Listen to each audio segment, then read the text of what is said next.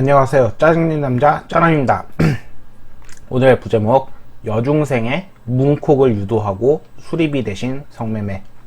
자, 문콕은 아시는 분만 아실 건데 웬만해서는 다 아시리라 생각을 하지만은, 차문 열 때 차문을 세게 열다 보면은 가끔 이렇게 끄트머리에서 콕하고 찍히는 경우가 있습니다. 그것을 이제 문콕이라고 하죠. 그래가지고 이것을 갈아버리게 되면은 차문 자체를 갈아버릴 수도 있고, 혹은 거기만 이제 더 씌울 수도 있긴 한데, 이제 차 주인에 따라서 이제 대응 방법이 다르기 때문에 이제 이것을 문콕이라고 보시면 됩니다. 여중생의 문콕 유도하고 수리비 성매매로 갚아. 10대 여학생들에게 성매매를 강요해서 돈을 뜯어낸 조직이 경찰이 수사하고 있습니다. 피해 학생들에게 단순 사고를 유발하게 한 뒤 거액을 물어내라, 가족들에게 알리겠다라고 협박을 했습니다. 성착취 조직원들은 지난 4월 중학생 B양을 불러내서 고급 외제 승용차에 태웠습니다. 옆차 바짝 주차하더니 문콕을 유도, 그 다음에 수리비 600만원을 요구했습니다. 감당 못할 액수였습니다. 오빠들은 성매매를 제안했습니다. 이렇게 해서 음성 대역으로서는 저보고 이래라, 이래가지고 이래서 갚아라, 이런 식으로 유도를 해가지고 그랬고, 그 다음에 다른 학생은 채팅앱에서 이제 담배 대신 사주실 분을 찾는다는 글을 올렸다가 걸렸고, 조건 만남을 하려는 것이 아니냐며 소문을 내겠다고 협박해서 성매매를 강요, 이러면서 되어 있습니다. 자, 그래가지고 여기 마지막 보면은 마지못해 응한 학생들에겐 성매매 사실을 친구들한테 소문을 내겠다며 이제 효과박하 하면서 계속 악순환에 걸리게 하는 거죠. 자, 친구랑 있는데 오빠들이 안녕 이러니까 친구들이 얘네 뭐가 있구나, 엮여 있구나 하고 친구들이 물어보고, 그 오빠들을 어떻게 하냐 해가지고 이놈들이 나쁜 놈들인데 어떻게 엮여 있냐, 이거에 대해서 되는 거죠. 표창원 씨는 아이들이 가장 두렵고 무서워하는 것은 자신에 대한 이미지가 계속해서 유지 나갈 수 있는 것은 또래 아이들이다 라고 하면서 학생들에 대한 보호 프로그램을 가동하기로 했다 라는 뉴스입니다. 간단한 뉴스입니다. 저는 일전에도 짠함을 하면서 이제 이런 성범죄에 연루된 사람들이 보통은 여자가 많이 당합니다. 맞습니다. 근데 여성 단체들이 무수하게 생겨나면서 자기네들은 페미를 주장하면서 성평등을 주장하는데, 이러한 성범죄에 연루된 피해자들한테 직접적으로 그들을 보호하고 그들을 위해서 활동하는 것을 거의 본 적이 없습니다. 얘네는 우리 세금을 마음껏 가져가면서 도대체 자기네들은 자신의 단체로서 여성들을 위해서 힘쓰겠다고 하지만, 진짜 여성들은 사실상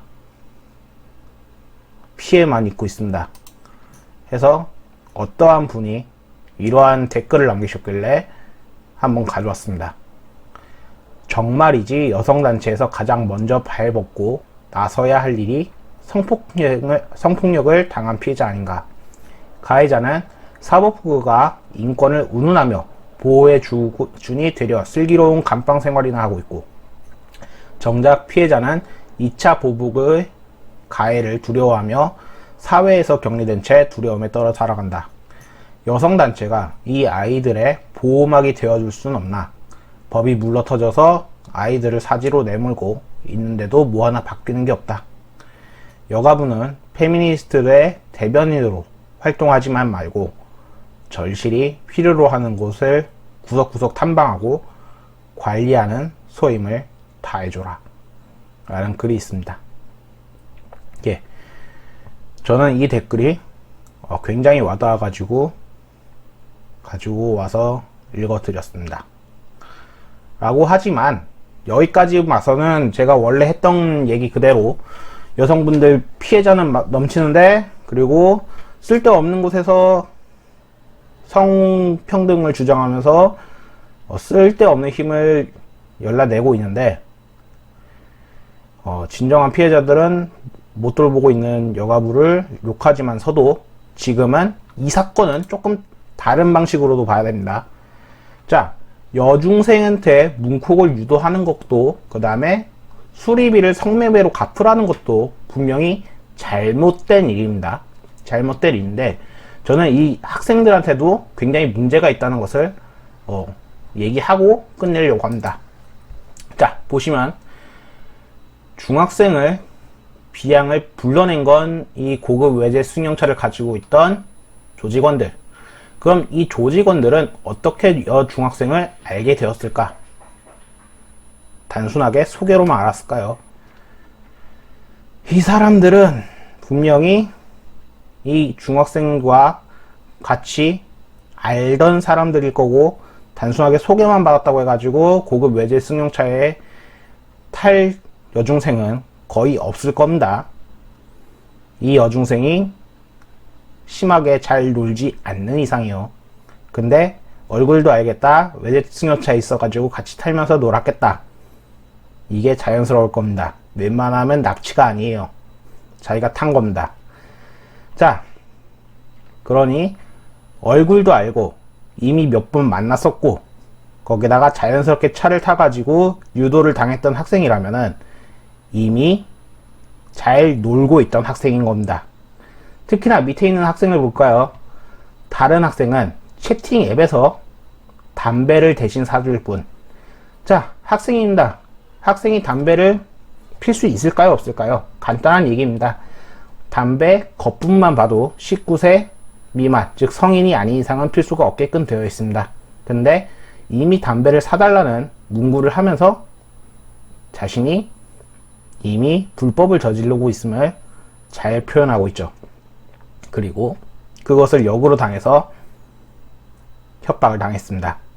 협박을 당했다는 거는 당연하다 이런 식으로 얘기하는 건 아닙니다.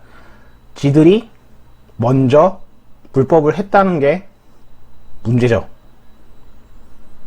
협박을 당한 피해자로서 물론 거기에 대해서는 안타까움은 있습니다. 피해를 보는 피해자가 잘못된 건 아니죠. 다만 자신도 이미 잘못을 저질렀다는 것은 분명하게 인식을 해줘야 됩니다. 학생이 담배를 피는 게 100% 옳다라는 것을 증명하시겠습니까, 여러분은? 그게 마냥 괜찮다고 하시면은 여러분들은 저런 사람들한테 담배를 그냥 피게 해주시면 됩니다. 저는 남이 피는 건 상관은 안 하겠지만은 굳이 사줄 인정은 없습니다. 굳이 사주려고 하진 않을 거예요. 자, 요 여학생들이 어떻게 해서 이런 사람들을 만나게 됐을까?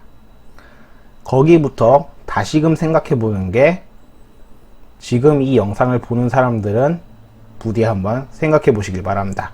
그렇다고 이 여학생들이 굉장히 잘못 놀고 있었기 때문에 그것을 바로 잡아줘야 되는 것도 어른들의 몫이고, 이 여학생들이 애초부터 잘못을 저질렀으니까 이런 짓을 당해도 싸다, 이런 얘기는 절대 아닙니다. 오해하지 마시길 바랍니다. 애초부터 끼리끼리 만난다고 모임이 생기면은 만나게 되는 과정도 분명 어디선가 있으니까요. 범죄가 아닌 이상 자기 스스로 갔다면은 이렇게 되는 겁니다. 들어주셔서 감사합니다. 짠함이었습니다.